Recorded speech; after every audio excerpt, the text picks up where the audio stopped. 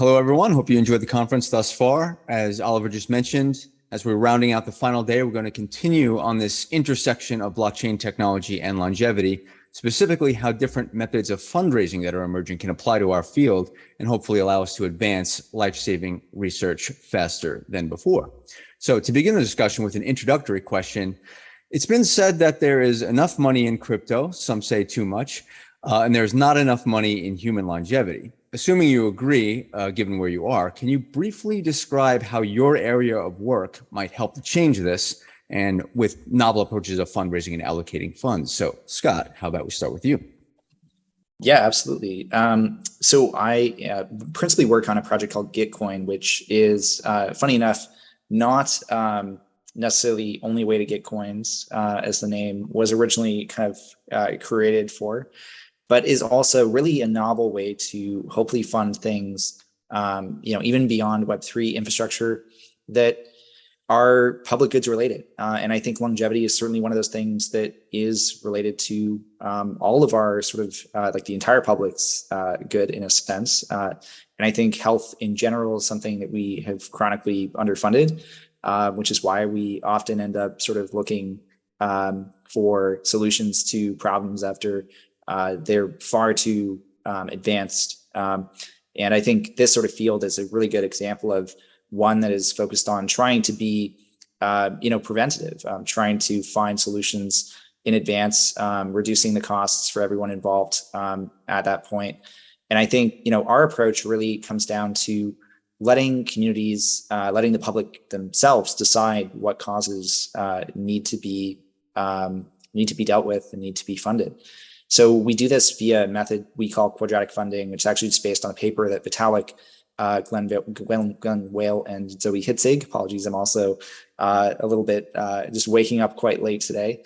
And their paper really just kind of came up with this novel idea that, which, in hindsight isn't actually that novel, that if you give people the ability to signal their preferences, and then you kind of aggregate those preferences over time, whether that's in a field like longevity specifically, or whether that's just across different causes, anything from health to transportation to, this has actually been done in budgeting for local governments or state governments in the context of Colorado, you'll get better results in terms of the total sort of number of things funded that actually map to what that community cares about, which is not surprising in sort of, when you say it, but the hard part really comes down to figuring out ways to ensure that you've gotten a broad sort of set of preferences from the community, and that those are consistent with, what they actually want. And so Quadratic Funding basically says if you take, let's say, 2 $4 donations to grant A, then you take 8 $1 donations to grant B, then the latter is a better mapping or better sort of like set, gives you a better sort of data set to work with in terms of the total preferences of that community. And if you do that with a large enough number of grants, you get this preference map that you can then use to basically determine, not just how much people care about, or not just which things people care about, but exactly how much they care about those things, because that they've donated, they put skin in the game to basically ensure that they care about that thing. And that they're doing so in a way that is relative to their preferences. Now, different than one-to-one matching, and I promise this will be the last piece that I dive into. The core difference is that it's very easy for these systems, and this happens in traditional democracies, to be really overrun by large scale corporate other interests. And I think it's very important to have a way to ensure that, those people still actually, counterintuitively get to participate, but that their influence in that system, in that fundraising, is not disproportionate relative to those individuals. So Quadratic Funding provides effectively a dampening, such that in that example, the 2 $4 donations would get a matching amount of, say, I think it's $16, and then the 8 $1 donations would get a matching amount of, say, $64. There's some other factors that go into this. And that ends up basically giving you not only a good map of community preferences, but a sort of large scale way for anyone to participate, no matter how much capital they have available to donate, and still ensuring that the sort of democratic majority is able to produce or signal their intention. So that's a really long explanation. It's probably a simpler way to put it. But in short, basically, Quadratic Funding gives you the ability to take the preferences of the many into account. Whereas I think in a lot of, which I think is very valid, effective altruism is doing good work, but a lot of that work tends to really rely on the preferences of a single individual. And I think we need both of these for things like longevity, which are often kind of, on the outlier to be more popular and to be better funded. Great. Yeah. Thanks for that explanation, Scott. And I think it was totally fair to spend time on it because I think it's a very important concept, how to leverage essentially the wisdom of the crowd in a smart way. And that very much tracks to a lot of the things that we were talking about at earlier parts in the conference of how there needs to be a general sense of sense making, both internally for our community and investors coming in so they can understand what's actually the good stuff, but also as a signal to the rest of the world and people that are watching outside, right? So I think that's very valuable. So given that this kind of quadratic funding approach is, kind of relying on like governance and voting and that kind of sector of cryptocurrency, be good to pivot over to Witek, with your expertise in basically creating new types of NFTs and how that area of the crypto field can be leveraged to serve longevity. Sure. I'll just introduce myself. So I'm Witek Radomski. I'm co-founder of Enjin. And basically for the last 5 or 6 years, we've been working on basically our grand vision is really how to make blockchain accessible and easy and fun to use for like general population, right? Because I think both longevity as a lifetime longevity enthusiast and blockchain enthusiast, they both have the same problem, getting this stuff accessible to the average person, making it fun to use. So what we're doing is building a platform so that people, any company, any person can easily use blockchain. They can use it inside games, for example, play your game, receive tokens. And in this longevity space, we're working on solutions to basically gamify the experience of getting healthy, right? So we're working on a project now that people can actually use data from their Apple Watch and all their health devices and basically receive coins while doing that. And where would the funding come from? Well, for example, let's say certain companies are providing healthcare services, healthcare products. Some governments may want to provide funding for their citizens to be healthier. So they would provide funding, and then essentially, you can receive coins or non-fungible tokens for achieving health goals, doing health things that that increase your longevity. So I think we really want to see people utilizing NFTs in interesting ways, utilizing tokens in interesting ways. And this is a way to bridge that gap between the general population kind of getting involved in all of this and then not just being a niche, geeky topic like it's been for the last little while. So that's very exciting. Right, that makes sense. And as you know, Witek, we've talked about this before of sort of this concept of what we've been calling bio avatars, right? Where you can see there could be a future where people have NFT characters in games where the parameters of the characters are actually augmented when you are taking care of yourself. So it also adds that competitive edge to it and kind of makes people want to take care of themselves. So I think that's a very powerful way to incentivize good behaviors. On this subject, one of the things that I'm passionate about is as this decentralized science world is emerging is to find these connection points and how everybody can interoperate with each other, right? So based on what you were just saying there are other DAOs out there like CureDAO that I'm very passionate about, where they could sort of be this repository where you could see where a sleep tracker or an Oura ring or a steps thing like StepN, could integrate into something like this that can do deeper science on this, then through an API expose that sort of aggregate learning out to an Enjin game or anything like that and kind of tie all these things together. So to that point, to kind of pivot it back to Scott, I know that Gitcoin uses NFTs in some extent, like, how you can, increase your quadratic matching if you have a POAP and things like that. But are you envisioning any kind of deeper integrations of NFTs for like, identity and, maybe you can speak to that and then we'll go back to Witek. Absolutely. Yeah. I think we do have some plans around Gitcoin Passport, which is really just, to your point, a way to make sure that everyone who is on the platform has some sort of reputation score. And I think that's really important in the context of what I just sort of talked about before, which is you have people that need to, make decisions about what they care about. And sometimes, and true to any of these sort of like democratic systems, you need to have education to do that effectively. And I think one of the things that has been really good about the way that effective altruism has kind of driven science more recently has been that it's led to a lot of open science. It's led to a lot of open kind of papers, open results. And I think one of the great things that the longevity community really leans on is this idea that like that openness can lead to better science in the future. And so what you want, and one of the important things to have, in the context of Gitcoin grants as sort of a community funding platform, but also just in terms of a lot of these community, as we get more and more information that's public and out there for people to review, I think it's really important to have almost a sense of expertise in certain fields, certain domains, and to use that information to improve like how the preference maps evolve in the context of the platform. So the way we're thinking about using that is actually by effectively doing something similar to what a group called Optimism, which is sort of a layer two. It's another sort of like scaling tool for blockchains. It's a lot to kind of dive into for folks that aren't super familiar, but the idea of their work is partly to create sort of a group of domain experts that can then kind of provide context on what kinds of core infrastructure in the Ethereum world are really important.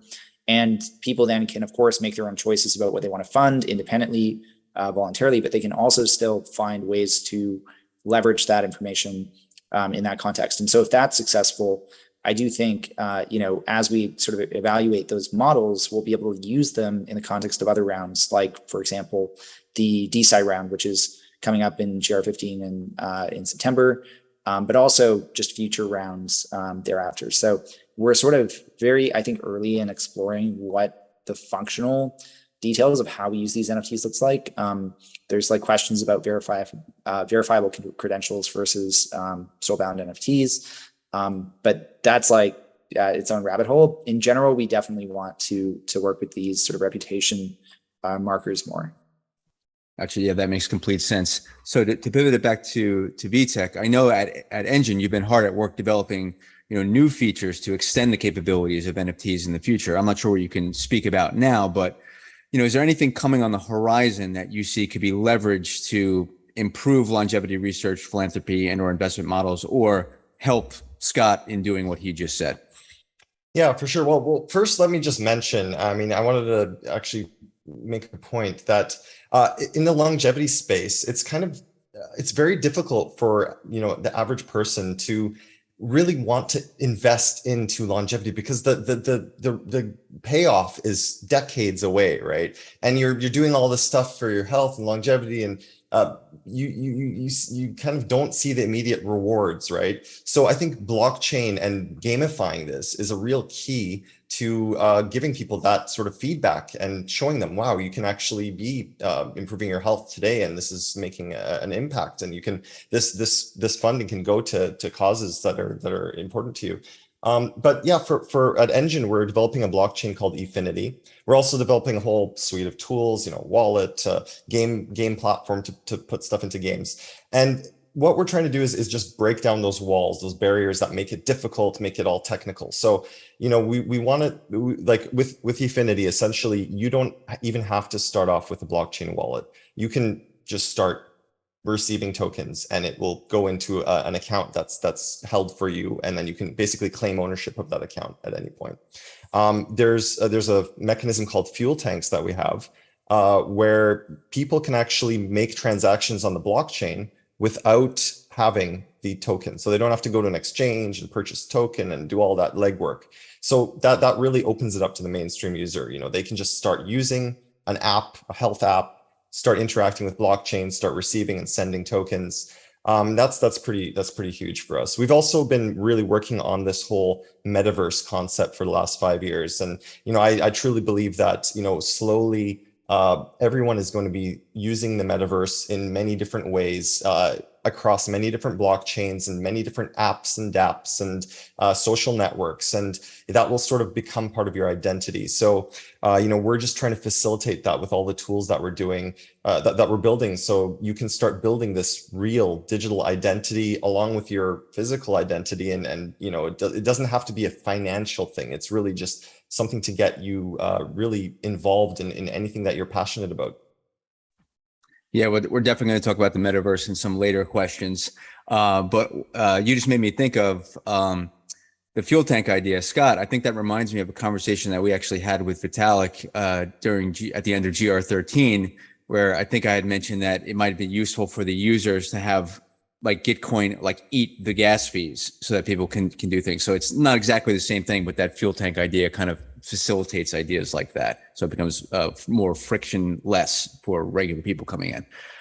To pivot to a different topic a little bit, over back to Scott, given that the Gitcoin community values supporting public goods, which I have the hat here to prove, can you describe this concept and why you feel that human longevity fits it so well? And how do you think we can make that case to the blockchain community so that the DeSci cause round, which includes longevity projects, becomes the #1 cause round on Gitcoin round 15 and beyond?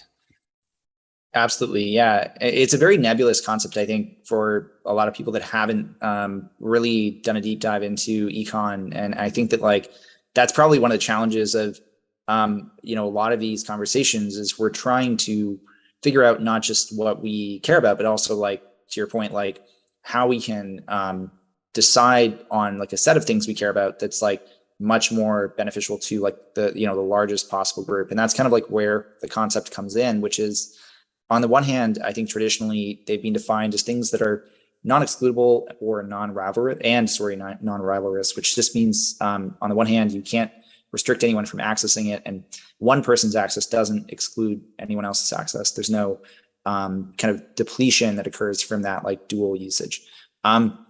It's a good definition in some ways, but I think increasingly what we're sort of aiming towards, and I think what actually, funny enough, is not also a new concept. That original definition was very much Samuelson back in, I think, the 1950s. And then the more sort of interesting concept to me is also from John Galbraith, who is also, around quite a bit earlier than we are here. I think that model was really around positive externalities. And that to me is a much more interesting framing, because when we go back to that original question, what we're really trying to figure out is what sets of goods produce the most positive externalities, i.e.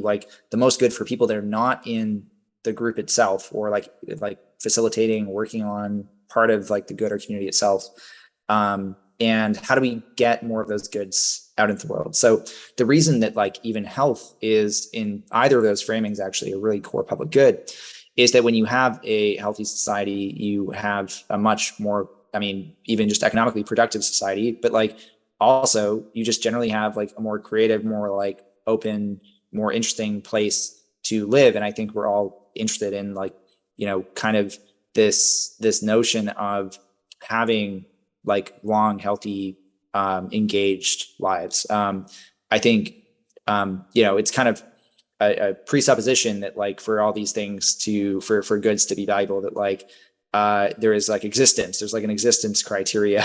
You have to exist for these things to be true. So I think in that context, it's almost obvious that health is a public good. But then you get into, other types of public goods that I think are really important. So in web, sort of even pre-web 2, just in general, city planning, things like roads, bridges, electrical grids are very common examples of this, because when you have those things, even just transit itself, when you have say a subway station in New York that gets built, all the property around that increases in value. Everyone is better off from having this transit to use. Same with a bridge or whatever else.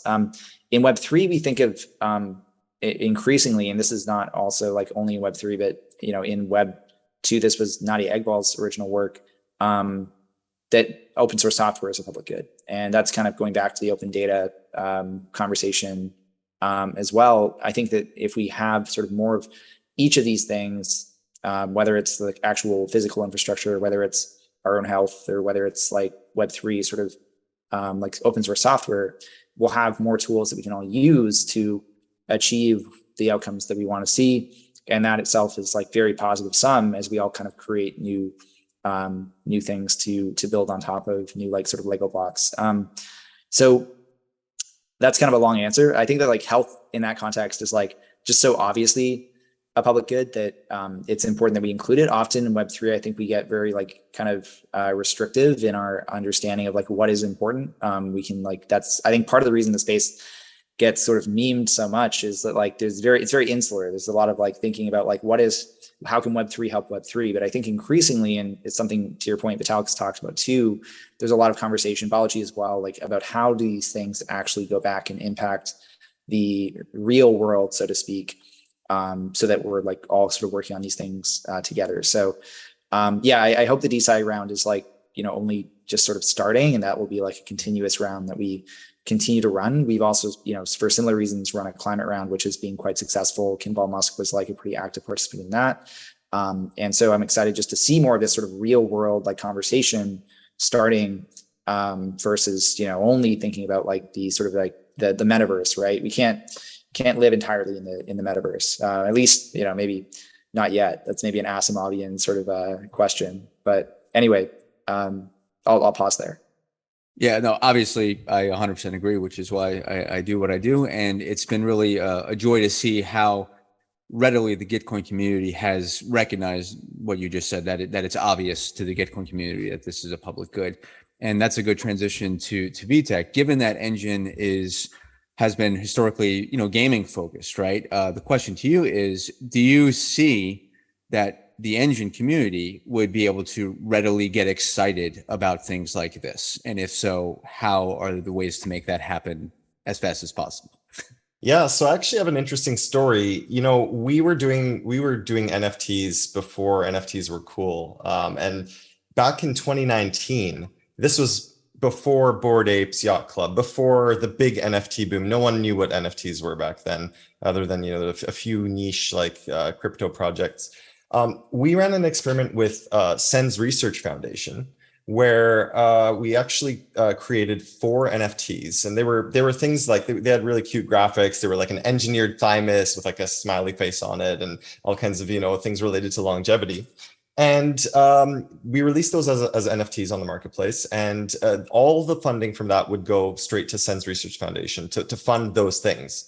And what we did is we had a whole bunch of video games that we're building on our platform, and we went to them and said, hey, are you interested in longevity? Do you want to maybe include some of these NFTs in your game as this sort of multiverse, metaverse experiment? So, if you had like this engineered thymus, it would give you an extra 10% health boost in the game. Or if you had another one of these NFTs, it would give you a longer, more stamina or things like that, right?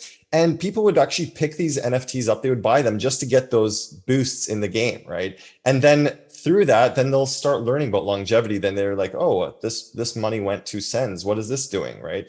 And you can actually track what funding that went to. If you funded if you got the thymus and you got the health boost, then that funded research into thymus regeneration, right? So I think that with the coming metaverse is a really interesting way to get just people that don't know as much about the longevity space and aren't super science longevity people, get them interested and get more attention in this field. Absolutely. As you both know, I think I am an old school video gaming nerd with my Commodore 64 right over here.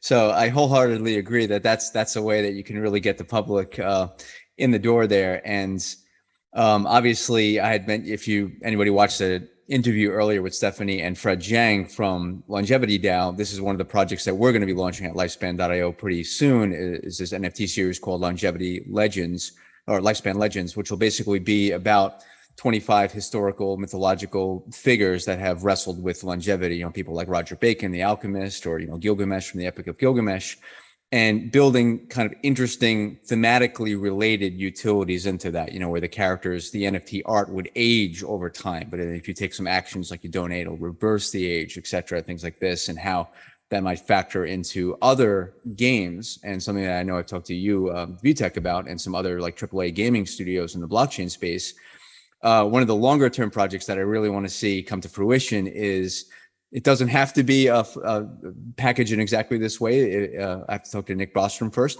but I would love to see a game concept that I have based on the fable of the Dragon Tyrant that would basically be a roguelike dungeon contest where whoever can to slay the Dragon Tyrant wins actual real rewards. But by doing so, it's reflecting donations to the charities that are working on slaying the Dragon Tyrant in real life. So it has a great kind of like form and function, ARG kind of component, altered reality game where the world and the game world come together. So, and then all the stuff that we talked about earlier with the biometrics and stuff, the more that merging will happen, I think it can, there's a possibility to get something really exciting. I'm going to go into the past here. I'm not sure, actually you guys probably do know this. In the 80s, Atari had this massive contest for a series called Sword Quest, where the winner was supposed to win like this jewel encrusted sword. And it was like this crazy, like Willy Wonka golden ticket contest. So I think there's a chance for us to do something like this. Yeah. I mean, this is like Ready Player One, where you can actually have this epic reward that's, verified on chain, but also you can have NFTs and different things happening along the way to give everyone some rewards and benefits and basically participation in this. Absolutely. Scott, before we move on to the next question, do you see any way that, Gitcoin could tap in or be involved in something like that? Because it's something I'm seriously working on. Yeah, I mean, I definitely think we also have, of course, rounds for like things that are related to NFTs, like applications on Ethereum and so forth. And I think there would be a lot of interesting ideas there as well. I definitely think in general, the idea of like gamifying things, like finding ways for people to so I'm of two minds. Like on the one hand, I think we still have a long way to go in terms of like the actual mechanics, like getting like mechanics that are like really engaging. Peter there's a friend of mine in Toronto that runs a project called Horizon Games, which makes a game called Skyweaver. And like, to me, that's a really good example of sort of they have like some of the Magic the Gathering folks on that game. And they do a lot of work in really making like a playable, like very like engaged sort of world for people in that that are playing. And I think that's really important in the long run. But for our part, I mean, definitely we're happy to support, like any of these projects, and having grants for more of these things, I think is helpful in terms of just having better, again, if it's open source, to me, that is like already a public good. But having these sort of gamified ways to, fund even just on its own longevity also provides ways to fund other sorts of public goods in the future as well. This is, as we come up with these mechanics, they are like impactful beyond just the original scope. Right. Yeah, that's a good point. And even just on the funding side, obviously, I now realize that people like, Vitalik have publicly said they love things like the Fable of the Dragon Tyrant. So maybe there's a way to do a funding, on the DeSci round for that game, and then, make it a circular thing. So that's cool. On that subject, given the importance and, sheer effective altruistic value of overcoming the diseases of aging, which the blockchain community seems to get, how can we make this support more systemic? Could we here perhaps, looping in with Chow later, perhaps set up an accelerator program not unlike Alliance DAO that focuses specifically on kind of finding promising longevity biotech companies and imbuing them with Web3 capabilities, something like that, like almost like a Web3 conversion accelerator. What do you guys think about that kind of idea? I think there's if you look at the recent, green movement and climate change, carbon credits and all this, you can get thousands and thousands of companies and corporations and enterprises on board with a movement like this. And I'm 100% sure there are thousands of companies and founders that would be interested in participating in things like this if we can get the movement started and get things rolling. So yeah, definitely interested. Scott, how about you? Yeah, I think that there's a need to have, any field that's highly, one of the reasons accelerators work in general is that like when you have highly technical people, I think often it's very hard, like there's a degree of focus that's required there. And I think that means that often you don't have as much focus on like how to build up this community or how to build like the business. And that's why, for something like YC, it's just like, I mean, the original vision, I think it's a little bit like different now, in that it's scaled, but I think the original vision, I'm a bit more biased towards the original vision actually, which was like much more just like you have random sort of like people that are tinkering on something interesting, and you sort of like let them loose with that idea, get them started with that. And then slowly from there, you get a sense of, what is the sort of business? What is the idea? Like, how are you iterating on this? I think if you start that process too early in some ways, you end up possibly creating adverse selection or other issues. But I think in this sort of like science context, I think it's really important that like the scientists have time to like kind of like experiment and like build like this open data like through the results. And I think at that point, having the ability for them to like almost form teams around them that can help like accelerate the research, kind of like the same way that, I mean, this is in a sense the way that like a pharmaceutical companies like set themselves up, where they have like a research team that's totally separated out. They like eventually get to a point where they can start to push forward on the idea and kind of like bring it forward for approval and all these things. And I think there's something to be said about accelerating that process and like having like a sort of streamlined, like, going back to the domain expert point, like group that can start to deeply think about how to build up this sort of like group of scientists over time, whether that's a fellowship or whatnot. I mean, and I know there's some universities that have programs like this already, and there's a lot of active work on this idea, but I would love to see something like that where there's more active fundraising built in beyond the traditional, NSERC sort of approach. No, that's very interesting.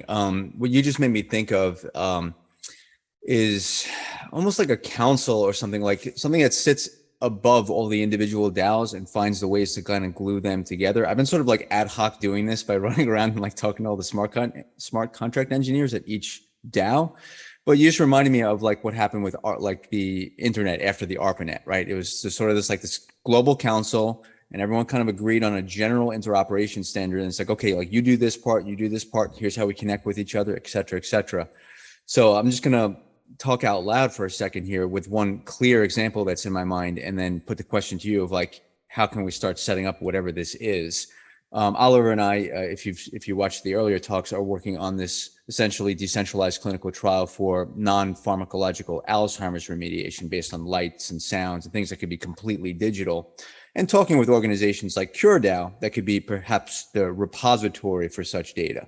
And then you could see how that could later connect to something like Research Hub, right? Like if that data gets used to do a trial that has a result that then is published, and that paper does well on Research Hub, and that gets a lot of Research Hub tokens or whatever, then maybe some of that through a token swap gets reflected back to the people who contributed the data to that successful publication, right? So that's just one example how it's like very clear to me how the join points are clear. So maybe there needs to be set up some kind of like council or something like that that's like actively identifying all those points to reduce duplication of effort and magnify the effect.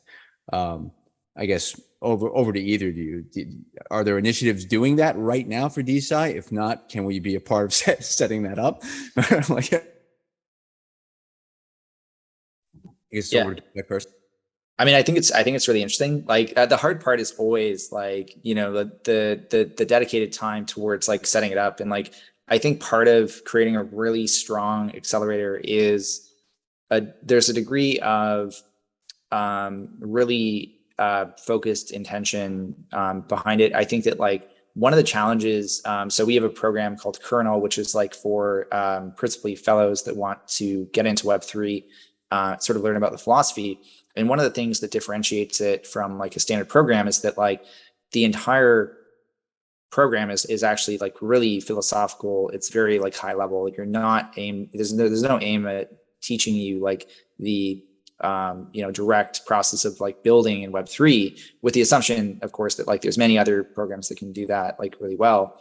But what we're aiming to do is try and teach people like the actual importance of building technology in certain ways, in certain decentralized fashions, such that like to your point about like the model with like the Research Hub idea, like you can create that model in a way that like will last a long time, that will be like sustainable. And I think that's a really important reason for the success of Kernel, which has its 7th block starting up relatively soon. And I think it's also a reason that we, probably should like, I think it's a good idea, but we need to like we should find a person who can like really spearhead that. It would be my only thing, but yeah, I'm curious to get other thoughts too. Yeah, I mean, I 100% agree that this would be a very beneficial, very useful mechanism to get quality, peer-reviewed studies and more studies done to increase the quality of this. On my end, obviously, I'm working on just the more technical standards, metadata standards, IP standards, different things to make those, in the background to make all those things fit together. But I do agree that this would be a very beneficial thing, the research hub model you're talking about. Yeah, one area on that, Witek, to maybe stick on you, that I think is a very potential massive win that's very close, and we just kind of have to identify the opportunity, is just based on the kind of disparate talks that had happened earlier here during this conference. There was a lot of updates on biomarkers of aging, including physiological biomarkers. There's things that you're talking about, Witek, in terms of games bringing in some of this data. And if you saw my interview with Ron Kohansky, Dr. Ron Kohansky, the director of the Division of Aging Biology at the NIA, I had asked him in that interview, like, what's basically standing in the way of more like trials directly on aging? And he had basically said, well, we have a good proxy for it. So it's not a bureaucratic issue. It's these deficit accumulations, loss of visual acuity, walking gait, et cetera, et cetera. And he kind of said offhand, the issue is not that we don't have that, but it's like, you're not going to collect these 30 metrics in 15 minutes in any sort of clinical trial center, right? Where that went right to my mind, because some of the things I'm working on elsewhere in my life is kind of setting up these sort of, I guess you can call them kiosks, that you could just walk through them and they would collect all of these things. So if there's a way to connect that could really blow open the doors of like really accelerating the entire field. And then to this conversation, if we can structure that so that there's an additional output point of that goes to some federated learning system or synthetic data system based off of that, then feeds the DeSci ecosystem, that could be a way to tie together the existing institutions and decentralized science, which I think could be awesome. But again, this is a very newly formed thought, so I'm curious what you guys think about that. Yeah, I mean, obviously, one of the big issues we have to all deal with, and which blockchain is helping to solve, is kind of the Sybil attack issue, where there's infinite bots, infinite people trying to game systems. But I think blockchain with people's digital identities and kind of bringing verified accounts to that is very useful. And I totally agree that we should be pursuing this. Gotcha. So that's a good way to segue it back to Scott, because you mentioned Sybil resistance, which I know is something that Gitcoin has to deal with. Can you maybe speak to just quickly kind of what that is, what Gitcoin's current countermeasures are, and how, given what I just said, how it might be possible to, when you set up a new account, you need to have face, voice, fingerprint together, et cetera. So I'll just throw it over to you there.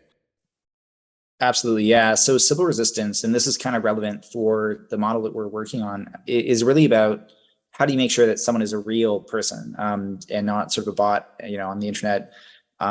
No one knows if you're like a dog is kind of like the meme. And I think that like, it's true that like, we don't really have a good way to know if someone is a real person. It's why like there's such a spam problem on like most social media. Like it's very hard to know, whether you're interacting with a bot or whatnot. I think the result of good Sybil resistance is the mark of good Sybil resistance, I think, is one that like it is not controlled by like a given single entity. So like Facebook login is not a good approach, because you end up just pretty much trusting that Facebook will like figure out, that you're like, one, they have to know that you're actually a valid human. Two, which is like challenging. And then two, I think even if they suddenly disappear or if they're malicious in whatever way, your data is like not really secure.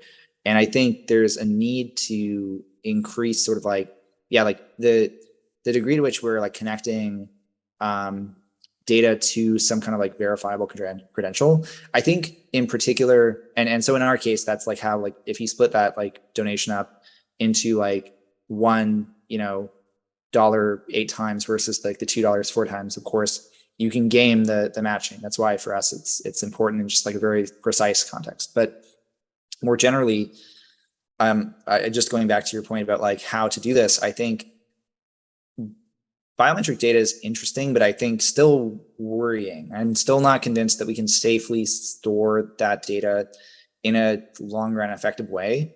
And I think if you get that wrong, the risks are higher than like if you get even the Facebook case wrong. If you get the Facebook case wrong, it's like, maybe someone hacks your Facebook account and now like all your like friends are like confused or whatever. But I think the risk of hacking biometric data is just so much higher. And so I think right now, a lot of the solutions to, and what we're sort of doing with Passport is like trying to piece together many different, both actually Web2, because it's still such a major source, but increasingly Web3, like identity solutions. So things like web of trust networks that are formed in Web3, or things like direct validation that you were somewhere, like to your point about like the POAPs, or like proof of like kind of attendance or of like having done something in the world, whether via the soulbound token or otherwise, or another kind of verifiable credential that's not on chain. I think those are likely to be in aggregate like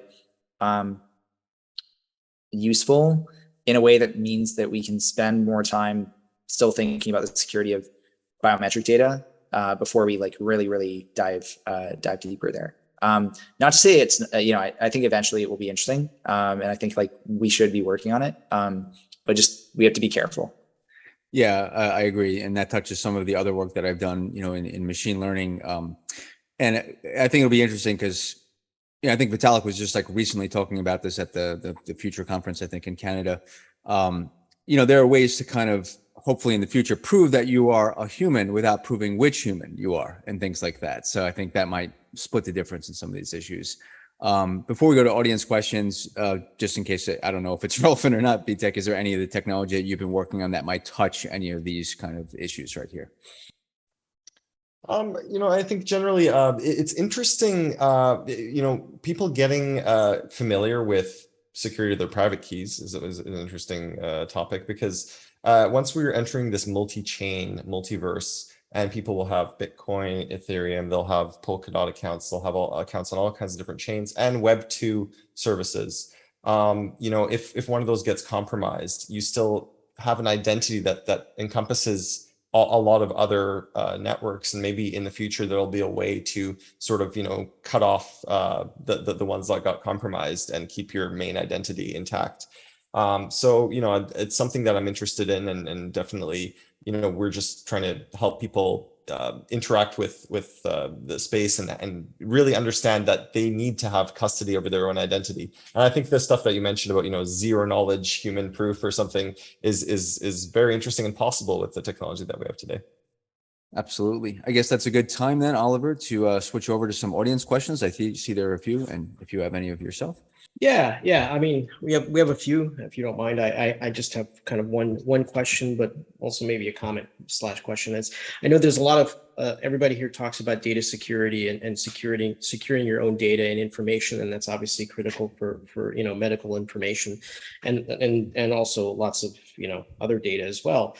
But like I try to think. I don't know if you think about it this way, and maybe you do. Maybe you can comment on this. I kind of split this kind of apart in my mind, and it goes back to the project we during our break we talked about Heather Dewey Hagborg's project about genetic data, right? So in one sense, you want to secure your data, but the real reason you want to secure your data is the fear that somebody might do something malicious with that data, right? So there's the data itself, and versus somebody doing something with it. So if somebody is, we're getting to a point. I guess what I'm trying to say is that it's really hard to secure your data, right?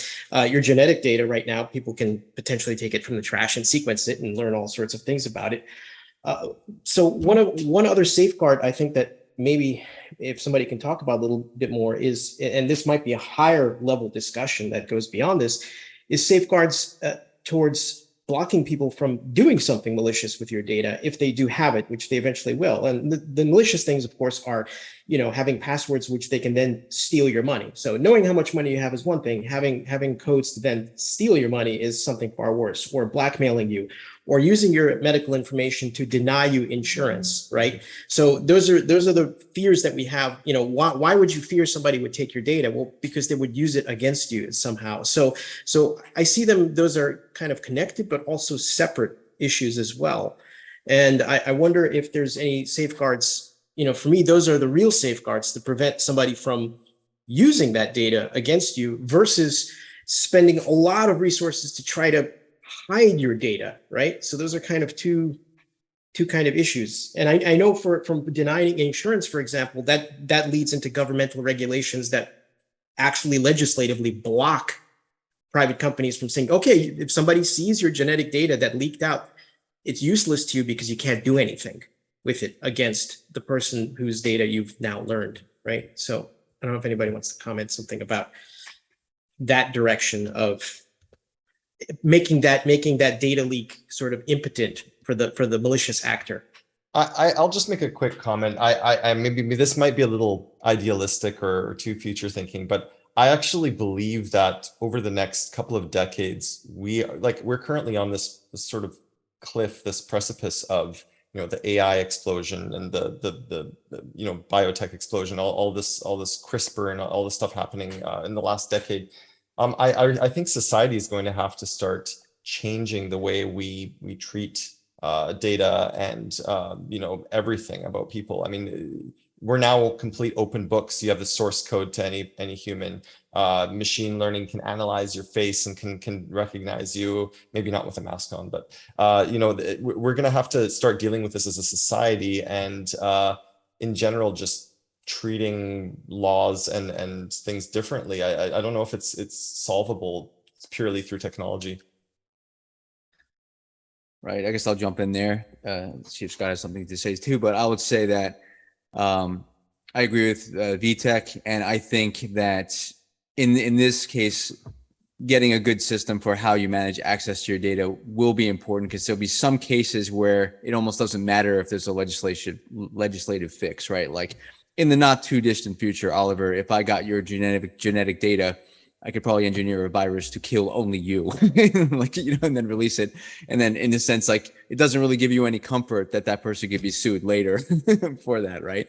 So I think we really do have to think hard about how to structure data access and anonymizing it and still getting the benefits of decentralized science. And that crosses over into this area of federated learning and synthetic data. So as an example, let's say that I was making a technology that was going to perceive something about your face, and I need to train it on a lot of face data, right, to make that thing, that diagnostic, right?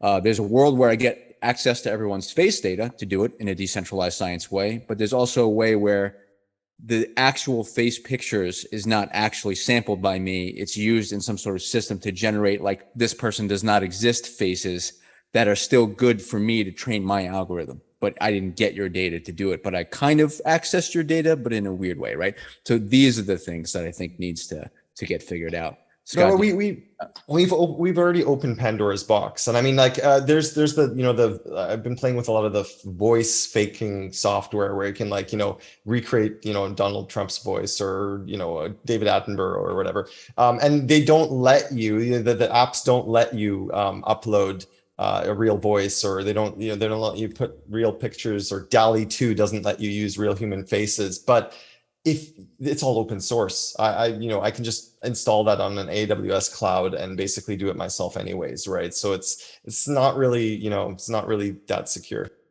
That's true too. Scott? Yeah, just throw out zero knowledge proofs is an interesting area here to explore for folks that aren't familiar with that sort of like concept, and ways to kind of look at still providing verifiability in this data without like revealing it or having to like share it. But I fully agree with what folks are saying. I see one easy question to answer to me, which is, Keith, do you have links to these longevity games you're talking about?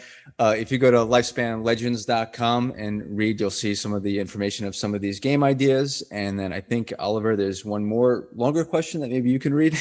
Yeah. Let me scroll through here. Let me make sure I read it correctly. Information about which low-cost generic drugs and nutraceuticals can improve healthy longevity are non-rivalous and non-excludable. I'm not sure what that means. Public goods, because it's not possible to use IP to stop people using these interventions off-label. I'm not sure where to put the emphasis on the sentence.